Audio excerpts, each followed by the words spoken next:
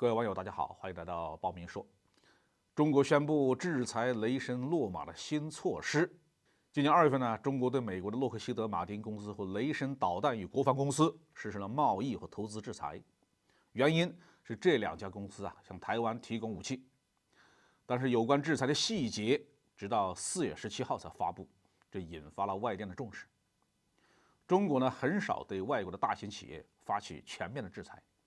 因此，这2家军火商对中国的制裁都没有太当回事儿，2家企业都没有按期向中国政府缴纳罚款，也没有停止和台湾当局的军火交易，因此再一次敲打他们是完全应当合理的。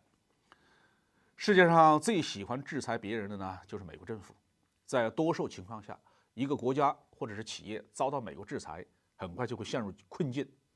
只有中国等极少数国家可以挺过来，所以包括很多中国人在内，大家都不太习惯中国政府也是能够制裁外国公司的。洛马和雷神这2家公司基本上是纯粹的军火商，和中国大陆的民用市场的关系不是很大，所销售的民用产品呢也非常的有限，比如说民用的直升机的零件、雷达、网络设备。即使他们完全退出大陆市场，所受到的损失呢也并不算是特别严重。在这种情况下，中国大陆要想制裁洛马和雷神公司，会不会无从下手啊？当然不是了。中国是世界上最重要的制造业输出国，这就意味着在全世界的供应链当中，甚至包括很多军事工业的供应链中，都离不开中国制造。在这个当中，最为突出的可能就是各种稀土产品。现在电子信息系统，尤其是雷达系统，都离不开一种叫做镓的元素。F-22使用的相控阵雷达采用了砷化镓功率器件，到了 F-35了就改成了氮化镓。美国空军正在考虑为 F-35研制一种新的 AN/AGP85型相控阵雷达，所使用的仍然是氮化镓器件，而下一代器件，也就是所谓的第4代半导体，将使用氧化镓器件。绕来绕去都离不开这个镓。而中国呢，是全世界规模最大的镓产品输出国，出货量占全球市场的90%以上。如果中国要求所有的海外客商提供最终产品用途，那我们会在其中看到美国几乎所有军工企业的名字。那你说我们有没有办法制住美国的军火公司呢？中国商务部在声明中的表示，制裁包括防止中国产品被用于军事业务，中国公司应加强尽职调查和合规体系建设，以核实交易信息，不应在进口、出口或运输产品的时候故意与这2家公司开展业务。可能有人会说，这种广泛供应全球市场的产品，要想核查最终用户，是不是太难了呢？事实的确也是这样，我们很难追踪到底哪一批稀土产品到了洛马手里，又有哪一批到了雷神的手里，或者是洛斯罗普、格罗曼、哈里斯这样的军火巨头手里。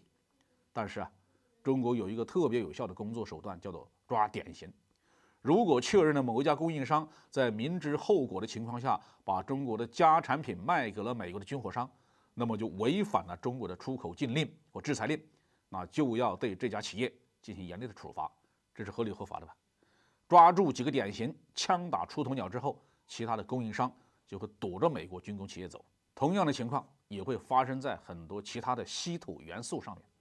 通常美国政府和政客们会主动的告诉我们有多少中国产品进入了美国的军工产业链。为了反华，哪怕是有1-2个零部件是来自中国，政客们都会唯恐天下不知，歇斯底里的反华情绪到处弥漫呢。出卖美国利益的举动那是一点都不能放过啊。所以这方面的核实工作其实呢不用中方去做，美国人就会告诉我们，没有了稀土，就没有了现代高技术和国防工业。洛马、雷神乃至整个西方军火业都要停产。美国也很担心中国的稀土禁运，一直在全球寻找替代品。但中国稀土不仅仅具备资源优势，还具有技术优势和产业规模优势，不是其他国家能轻易替代的。美国的稀土替代活动呢，已经搞了好几年，也没见有什么进展。对美国军方来说，对这样的问题当然是宁可秘而不宣。2022年有新闻披露洛马公司在 F-35战斗机的制造当中采用了中国提供的乳铁硼超强磁铁，这个事儿引发了国会的一阵混乱。但是经过美国军方调研之后，认为不可能从其他任何国家得到数量充足、质量可靠、价格又很合理的乳铁硼材料，所以呢，国会很快就消停下去了。假如这一类事件再一次发生，就算美国军队想蒙混过关，中国政府恐怕也不会放过了。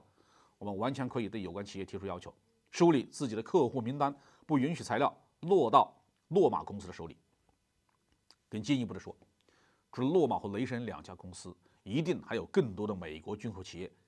进入中国的制裁清单。等到美国的军工生产出现故障的时候，我们到时候要看看美国军援乌克兰、干涉台海的底气还剩下多少。好，这期话题我们就说到这里。